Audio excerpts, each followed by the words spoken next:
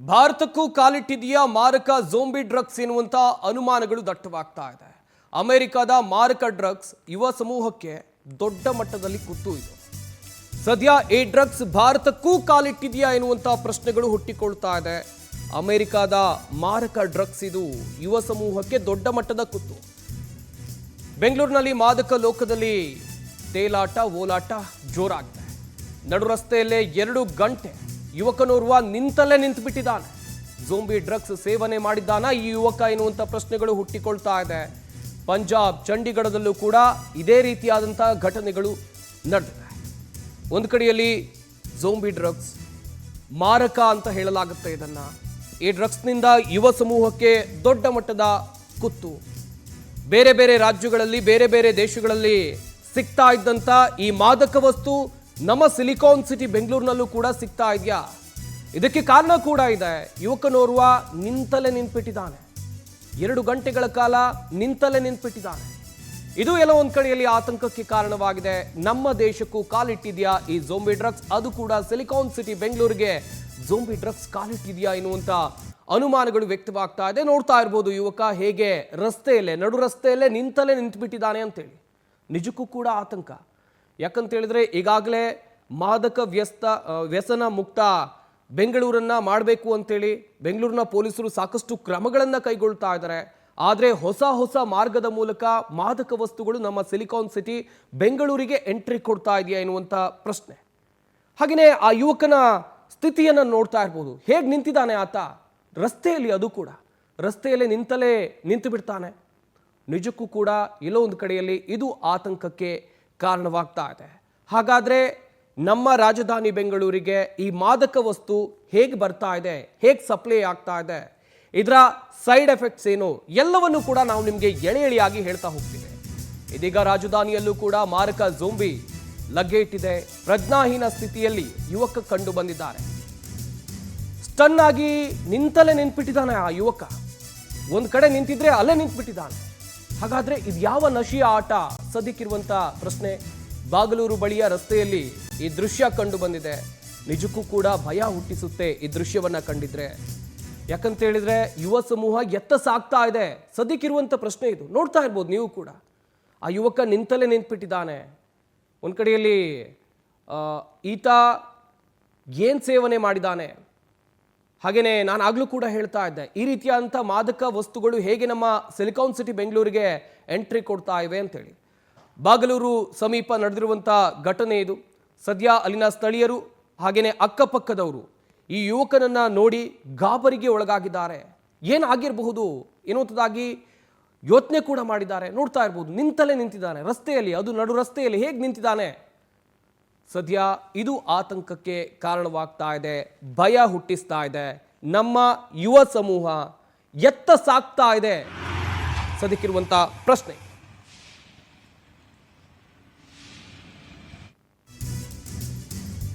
ಇನ್ನೊಂದು ಕಡೆಯಲ್ಲಿ ಮಾರಕ ಹೆರಾಯಿನ್ಗಿಂತ 50 ಪಟ್ಟು ಹೆಚ್ಚು ಶಕ್ತಿಶಾಲಿ ಇದು. ಮಾರ್ಫಿನ್ಗಿಂತ 50ರಿಂದ 100ರಷ್ಟು ಪವರ್ಫುಲ್ ಆಗಿರುತ್ತೆ. ಕ್ಯಾನ್ಸರ್ ನೋವು ನಿವಾರಕ ಔಷಧಿಯನ್ನ ಬಳಕೆ ಮಾಡಲಾಗುತ್ತೆ.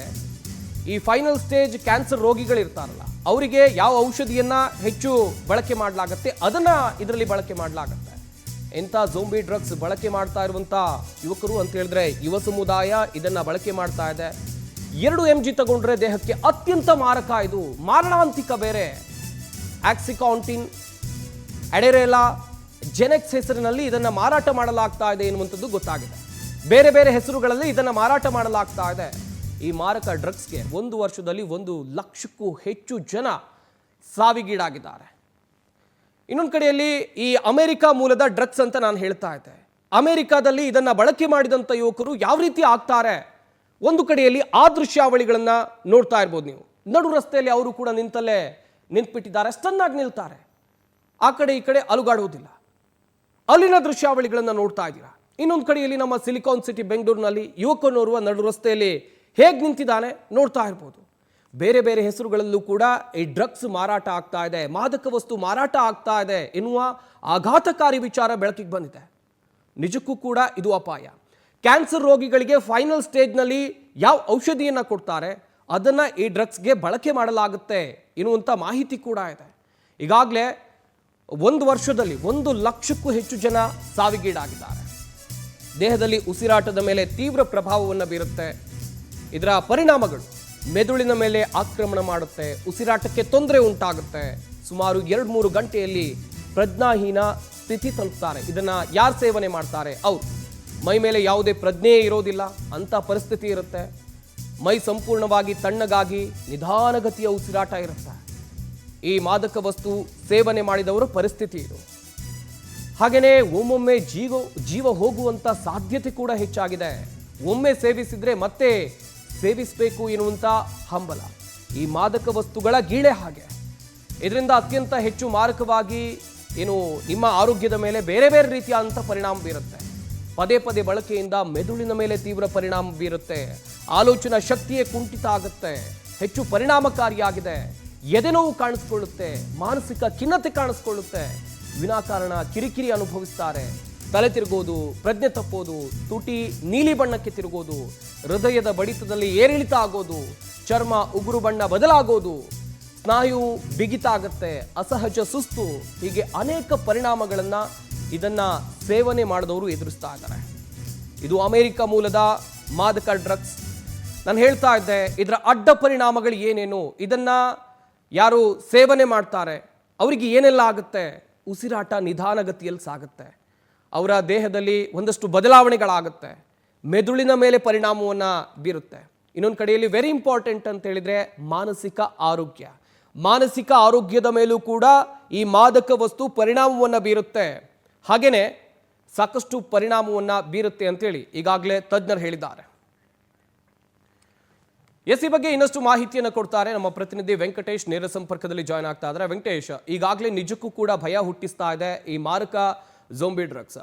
ಹಾಗಾದ್ರೆ ಸಿಲಿಕಾನ್ ಸಿಟಿ ಬೆಂಗಳೂರಿಗೂ ಕೂಡ ಈ ಮಾದಕ ವಸ್ತು ಕಾಲಿಟ್ಟಿದೆಯಾ, ಹೇಗೆ?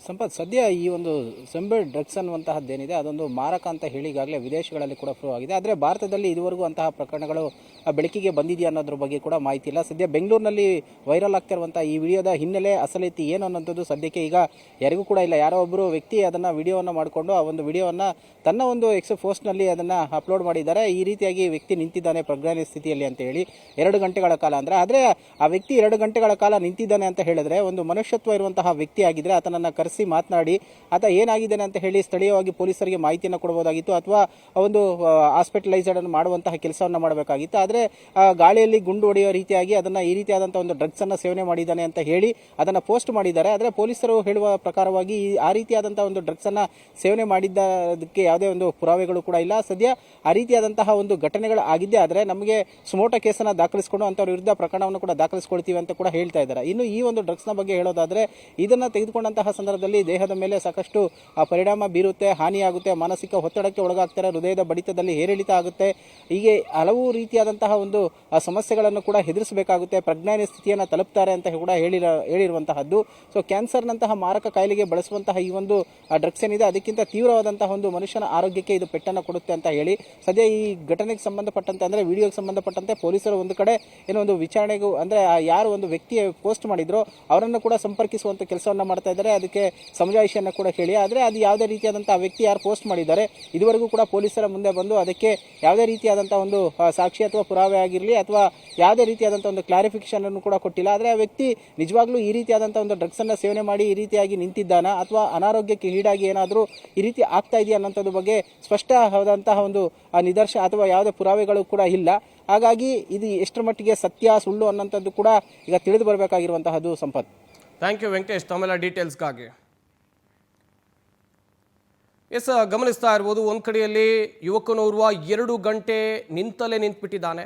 ಸದ್ಯ ಇದು ಆತಂಕಕ್ಕೆ ಕಾರಣವಾಗ್ತಾ ಇದೆ. ಈ ಬಗ್ಗೆ ಇನ್ನಷ್ಟು ಮಾಹಿತಿಯನ್ನು ಕೊಡೋಕೆ ನರ ಮತ್ತು ಮನೋವೈದ್ಯರಾಗಿರುವಂಥ ಡಾಕ್ಟರ್ ಅಶೋಕ್ ಶೆಟ್ಟಿ ಅವರು ನಮ್ಮ ಜೊತೆ ನೇರ ಸಂಪರ್ಕದಲ್ಲಿ ಜಾಯ್ನ್ ಆಗ್ತಾ ಇದ್ದಾರೆ. ಸರ್ ನಮಸ್ಕಾರ. ಸರ್ ಮ್ಯೂಟ್ ಆಗಿದೆ, ಅನ್ಮ್ಯೂಟ್ ಮಾಡಿ ಮಾತಾಡಿ sir. Yes yes okay sir.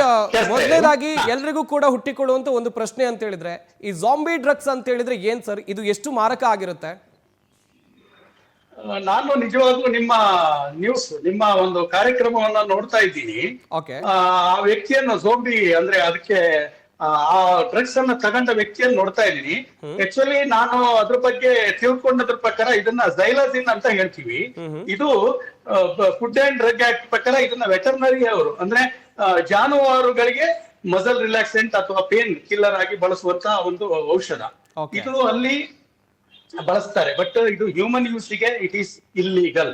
But ಈ ಡ್ರಗ್ ಜೋಂಬಿಯಾಗಿ ಹೇಗೆ ಬಳಕೆ ಆಗತ್ತಂದ್ರೆ ಇದ್ರೊಟ್ಟಿಗೆ ಓಪಿಐಡ್, ನೀವು ಆಲ್ರೆಡಿ ಇದ್ರ ಬಗ್ಗೆ ತುಂಬಾ ವಿವರಣೆ ನೀಡಿದ್ದೀರಿ.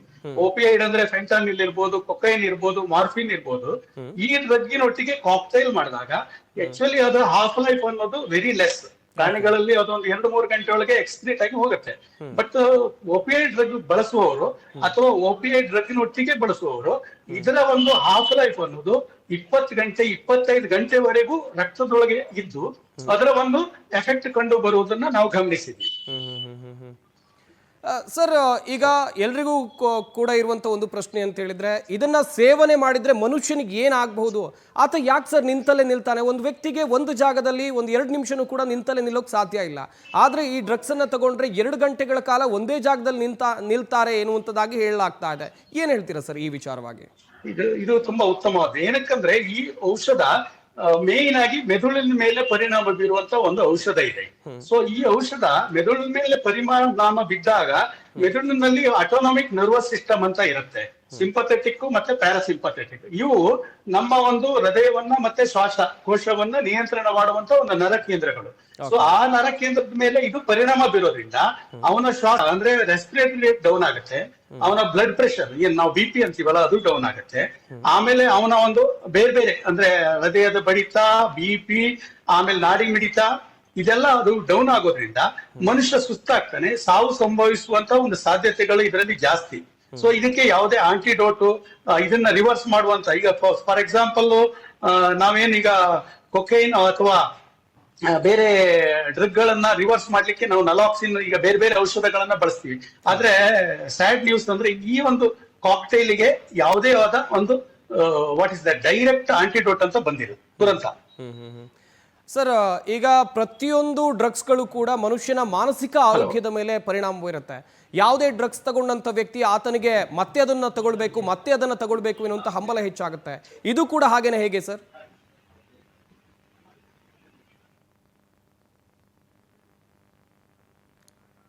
ಎಸ್, ಮತ್ತೊಮ್ಮೆ ಸಂಪರ್ಕ ಮಾಡುವಂತ ಪ್ರಯತ್ನವನ್ನು ಮಾಡ್ತೀವಿ. ಗಮನಿಸ್ತಾ ಇರ್ಬೋದು, ಡಾಕ್ಟರ್ ಕೂಡ ಮಾಹಿತಿಯನ್ನು ಕೊಡ್ತಾ ಇದ್ರು. ಈ ಡ್ರಗ್ಸ್ ಎಷ್ಟು ಪರಿಣಾಮಕಾರಿ, ಮನುಷ್ಯನ ಮಾನಸಿಕ ಆರೋಗ್ಯದ ಮೇಲೆ ಹೇಗೆ ಪರಿಣಾಮ ಬೀರುತ್ತೆ, ಹಾಗೇನೆ ಇದನ್ನ ಯಾವ ರೀತಿಯಾಗಿ ಬಳಕೆ ಮಾಡ್ತಾ ಇದ್ರು ಬೇರೆ ಬೇರೆ ವಿಧಾನಕ್ಕೆ. ಆದರೆ ಇದಕ್ಕೂ ಮತ್ತು ಬೇರೆ ಡ್ರಗ್ಸ್ಗಳಿಗೆ ಇರುವಂಥ ಕಂಪ್ಯಾರಿಸನ್ ಅನ್ನು ಕೂಡ ಡಾಕ್ಟರ್ ಅಶೋಕ್ ಶೆಟ್ಟಿ ಅವರು ವಿವರಣೆಯನ್ನು ಕೊಡ್ತಾ ಇದ್ರು. ನಿಜಕ್ಕೂ ಕೂಡ ಆತಂಕ ಇದು. ಸಿಲಿಕಾನ್ ಸಿಟಿ ಬೆಂಗಳೂರಿಗೂ ಕೂಡ ಈ ಡ್ರಗ್ಸ್ ಕಾಲಿಟ್ಟಿದೆಯಾ ಎನ್ನುವಂಥ ಪ್ರಶ್ನೆಗಳು ಹುಟ್ಟಿಕೊಳ್ತಾ ಇದೆ. ಕಾರಣ ಅಂತ ಹೇಳಿದ್ರೆ ವ್ಯಕ್ತಿಯೋರ್ವ ನಿಂತಲೇ 2 ಗಂಟೆಗಳ ಕಾಲ ನಿಂತುಬಿಟ್ಟಿದ್ದಾನೆ. ಇದು ಆತಂಕಕ್ಕೆ ಕಾರಣವಾಗ್ತಾ ಇದೆ. ಈಗಾಗಲೇ ಮಾದಕ ವಸ್ತು ಮುಕ್ತ ಬೆಂಗಳೂರನ್ನ ಮಾಡಬೇಕು ಅಂತ ಹೇಳಿ ಬೆಂಗಳೂರಿನ ಪೊಲೀಸರು ಸಾಕಷ್ಟು ಕ್ರಮಗಳನ್ನು ಕೈಗೊಳ್ತಾ ಇದ್ದಾರೆ. ಹೊರ ರಾಜ್ಯ ಆಗಿರಬಹುದು, ಹೊರ ದೇಶ ಆಗಿರಬಹುದು, ಇಲ್ಲಿಂದ ಬರುವಂಥ ಮಾದಕ ವಸ್ತುಗಳನ್ನು ತಡೆಗಟ್ಟುವ ನಿಟ್ಟಿನಲ್ಲಿ ಸಾಕಷ್ಟು ಕ್ರಮಗಳನ್ನು ಕೈಗೊಳ್ತಾ ಇದ್ದಾರೆ. ಆದರೆ ಈ ನಡುವೆ ಈ ಜಾಂಬಿ ಡ್ರಗ್ಸ್ ಬೆಂಗಳೂರಿಗೆ ಕಾಲಿಡ್ತಾ ಇದು ನಿಜಕ್ಕೂ ಕೂಡ ಆತಂಕಕ್ಕೆ ಕಾರಣವಾಗ್ತಾ ಇದೆ. ಎಸ್, ಡಾಕ್ಟರ್ ಅಶೋಕ್ ಶೆಟ್ಟಿ ಅವರು ಮತ್ತೊಮ್ಮೆ ಸಂಪರ್ಕಕ್ಕೆ ಸಿಗ್ತಾ ಇದ್ದಾರೆ. ಸರ್, ಆಗ್ಲೇ ಹೇಳ್ತಾ ಇದ್ರಿ ಇದನ್ನ ತಗೊಂಡ್ರೆ ಏನಾಗುತ್ತೆ ಅಂತ ಹೇಳಿ. ನಾನು ಕೂಡ ಕೇಳ್ತಾ ಇದ್ದೆ ಸರ್, ನನ್ನ ಧ್ವನಿ ಕೇಳ್ತಾ ಇದೆಯಾ? ಧ್ವನಿ ಕೇಳ್ತಾ ಇದೆಯಾ? ಎಸ್ ಸರ್, ಕಂಟಿನ್ಯೂ ಮಾಡ್ತಾ ಹೋಗೋದಾದ್ರೆ ಸರ್. ಆಕ್ಚುಲಿ ಇದನ್ನು ನಾನು ಆಲ್ರೆಡಿ ಹೇಳ್ದಂಗೆ ಇದು ಒಂದು ಇಲ್ಲಿಸಿಟ್ ಡ್ರಗ್. ಇದನ್ನ ಪ್ರಾಣಿಗಳಲ್ಲಿ ಬಳಸುವಂತ ಒಂದು ನೋವು ನಿವಾರಕ. ಆದ್ರೆ ಇದು ದೇಹದಲ್ಲಿ ಪ್ರಾಣಿಗಳಲ್ಲಿ ಉಳಿಯೋದು ಒಂದು 2-3 ಗಂಟೆ ಹೊತ್ತು ಅಂತ ಹೇಳ್ಬೋದು.